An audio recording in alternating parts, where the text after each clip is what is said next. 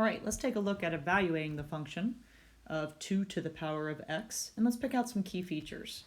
So first of all, to evaluate it and get our graph, we're going to take our domain, which is our inputs, and we're going to substitute them in for x to get our ordered pairs. So if we notice in an exponential function, our variable is the exponent. So our first one here, we're going to plug in -2 for the exponent. Recall that a negative exponent requires us to take the reciprocal and make the exponent positive. So it'd be 1/2 squared, which is 1/4. Next we have 2 to the negative first. Take the reciprocal, exponent becomes positive, which is 1/2. 0 plugged in for our exponent. Recall that anything to the power of 0 will always equal 1. 2 to the power of 1 is 2. 2 raised to the power of 2 is 4. And 2 raised to the power of 3 is 8. So now let's go ahead and graph those ordered pairs. -2, 1/4, -1, 1/2, 0, 1, 1, 2, 2, 4, and 3, 8.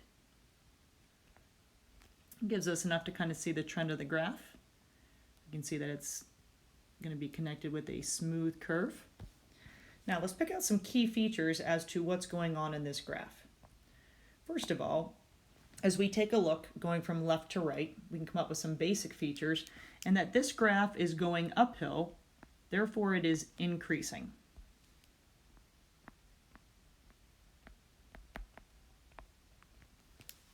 We can identify its y-intercept where it crosses the y-axis.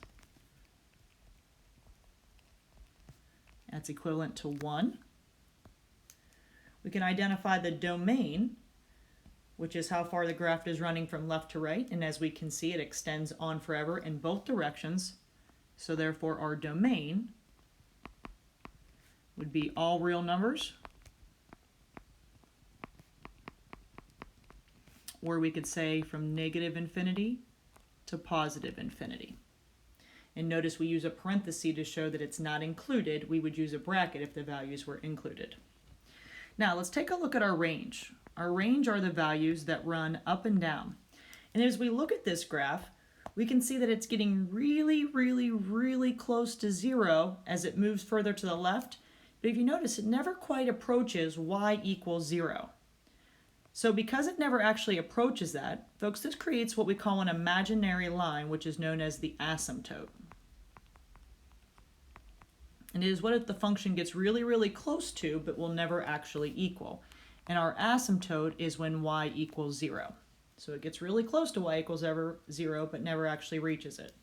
So therefore, our range would be all y values greater than 0, or we can say from 0 to infinity. And those are the key features of our graph.